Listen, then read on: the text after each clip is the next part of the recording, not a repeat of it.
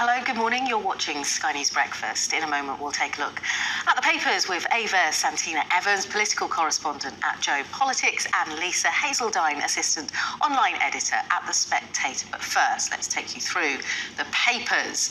Let's start with The Observer. The Israeli military is confident they'll be able to locate and kill Hamas leaders during their offensive in southern Gaza because of information they've gathered from people they've already captured in the north.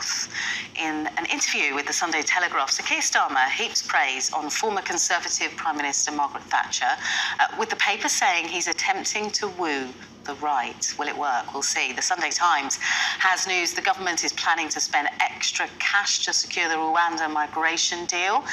The Sunday People speaks to the father of murdered Ellie Edwards, who expresses his horror that children as young as 9 are being drawn into a world of gun crime. And after a difficult week for the House of Windsor, the Mirror headline, Royals Unite in Race Row. Also covering royal matters, the Sunday Express, their headline, Charles, I'll never give up on Harry, while the Mail also leads with the royals reporting that Harry and Meghan were snubbed from the Duke of Westminster's wedding. That's going to sting. The Star describes the prospect of temperatures of -12 lasting until Christmas. I can't quite believe that headline there. As I said, we're joined by Ava and Lisa to talk a bit more about this. I think we'll start with the weather because it's what we're all talking about as we wake up on this chilly Sunday. And the Sunday Mirror talking about the big chill and, of course, the impact, Lisa, that it does have on travel for people across the country. Yeah, absolutely. So there have already been plenty of trains and flights cancelled. I think saying Glasgow Airport has had, for a period, had to sort of stop all their flights. And this also has big knock-on effects, of course. It's not just the flights they're cancelled, it's those travellers that are then trying to get to where they're going, getting on other services where they exist. And yeah, it's not ideal for a weekend. No, well, it comes on a day where there is a train strike also. That's going to have impact. But what the Daily Star are leading with, Ava, their front page, is the fact that actually this cold weather, potentially -12, could be here until Christmas. I'm not a big fan of that. No, and also speaks to our Victorian infrastructure that we have in this country. I mean, most of our railways are hundreds of years old, and so that they actually just physically cannot cope with the cold. They were never meant to be dealing with that kind of temperature, and so a lot of them just have to shut down.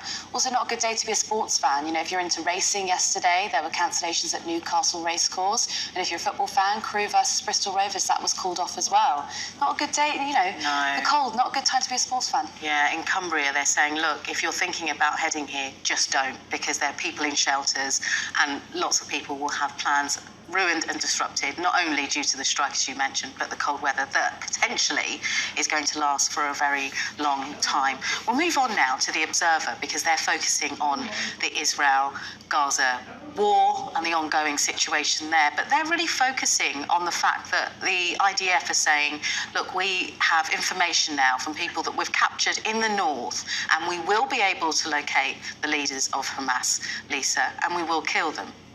Yes, that's right. And I mean, only time will tell how long that might play out for. But of course, it's not just there will be collateral damage to this, which is, of course, those people who are still in Gaza. And I think the whole world will be watching, really, to see what happens, because Israel's response hasn't been, there has been criticism already of Israel's response and how they've chosen to conduct this military operation into Gaza. There's been a huge loss of lives on both sides, but also just the humanitarian situation that's arisen. So I think, unfortunately, that sounds like it's going to get worse.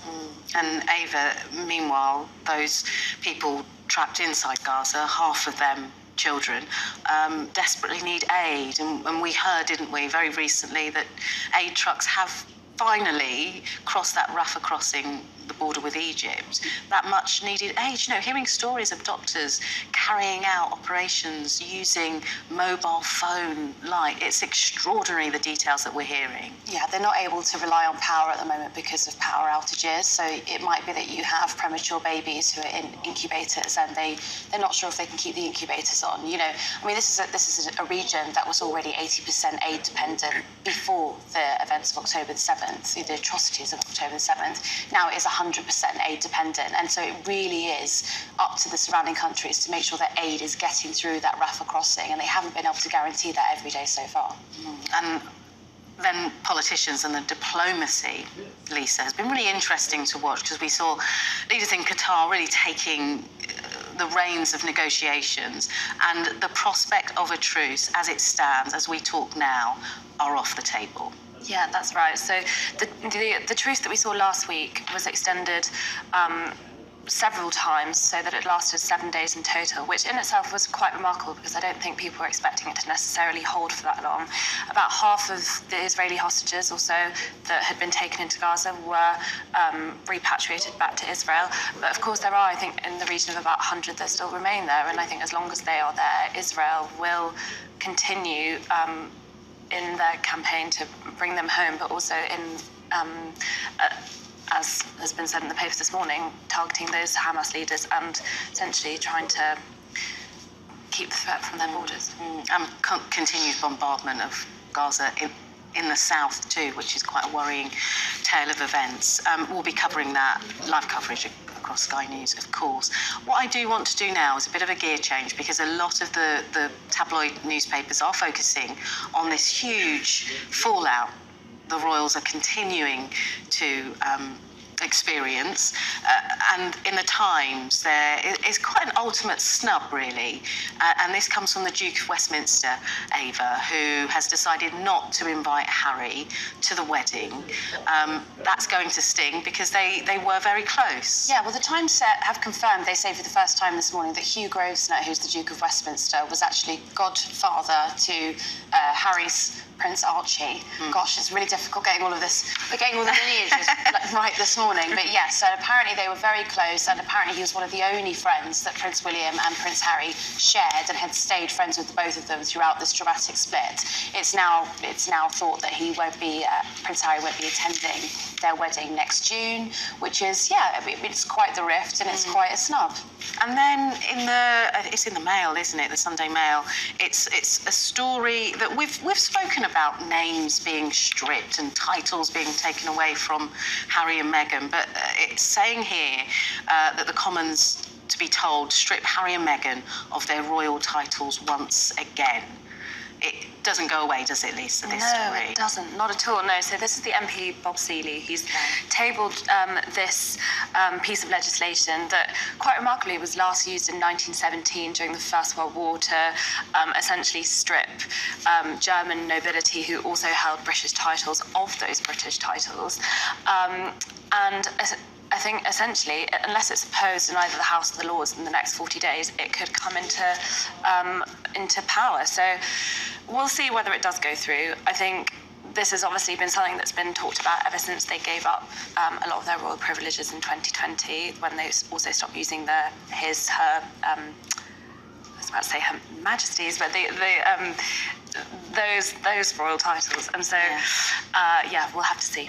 Well, it does go to show you, doesn't it, how important the Queen was, and how in all of our lifetimes we hadn't seen anyone else. And so the new titles sometimes, you do trip over them still, and getting used to King Charles. But where does this go, Ava? Because the papers will always run stories, won't they, about Harry and Meghan, because it sells, and it continues to pull along that narrative about them, the fallout. And essentially, here we are, a family really at loggerheads. Yeah, and I think, from Bob Seeley's motion that he's going to, bill that he's going to lay down in Parliament, I think there's a decision has already been made there about the validity of the racism allegations that were made in that book. I think Bob Seeley has said that racism is the catch-all slur that is used in the modern era, so a decision has already been made by him that these don't exist, and I suppose he's taken the side of the king. And it does feel like Harry and Meghan have been hung out to dry. I mean, perhaps there should be some space in the public discourse for, serious conversation about how Meghan Markle felt during that time, and whether there is any